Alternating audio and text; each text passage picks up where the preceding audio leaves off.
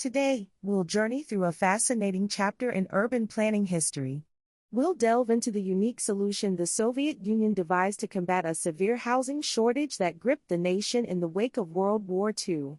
This solution came in the form of the mikrorayon, a distinctively Soviet approach to urban planning that not only provided homes to millions but also reshaped the urban landscapes across the Eastern Bloc.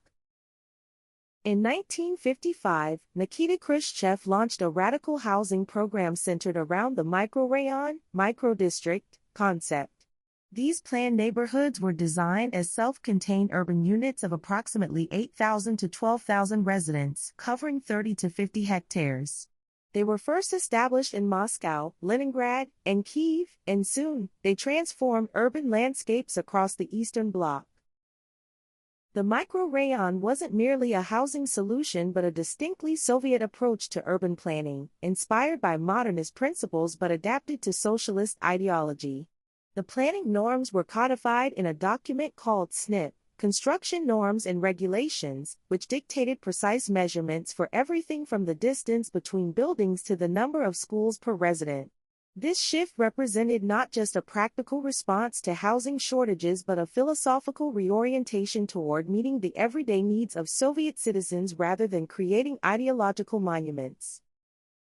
Microrayons followed a distinctive spatial hierarchy, with the primary unit being the residential group, clusters of apartment buildings sharing a courtyard.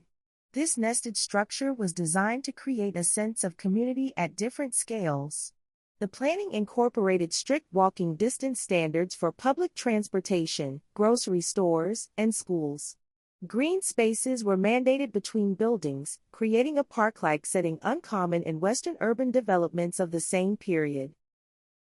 The architecture of microrayons evolved significantly over the Soviet period. The earliest developments featured the infamous Khrushchevka, 5-story walk-up apartments built using standardized concrete panels. By the 1970s, construction techniques had advanced, allowing for taller buildings, 9 to 16 stories, with more amenities. These later-generation microrayons in cities like Tashkent, Yerevan, and Vilnius often featured distinctive regional adaptations, incorporating local architectural traditions while maintaining the fundamental planning principles. The scale of this building program was staggering. Between 1955 and 1989, approximately 170 million Soviet citizens received new housing through this system.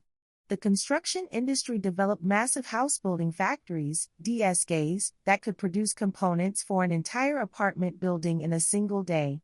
At its peak, the Soviet Union was constructing standardized housing at a rate unmatched anywhere in the world.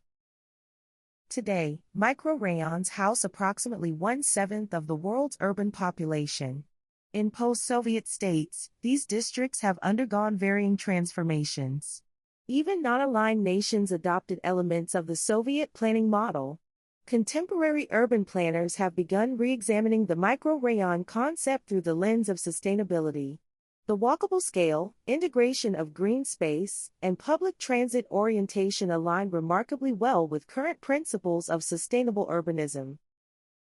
The Soviet microrayon represents a fascinating chapter in urban planning history, a massive state-driven attempt to solve housing shortages while simultaneously creating a new form of socialist urban life.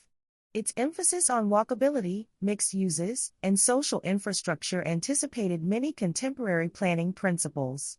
While its standardized construction and top-down implementation reflected the limitations of Soviet governance, its underlying principles continue to influence urban development worldwide.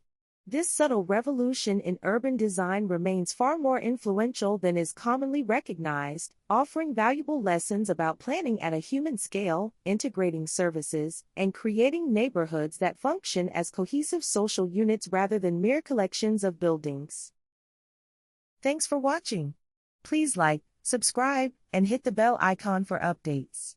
Your feedback is appreciated. We hope to see you again.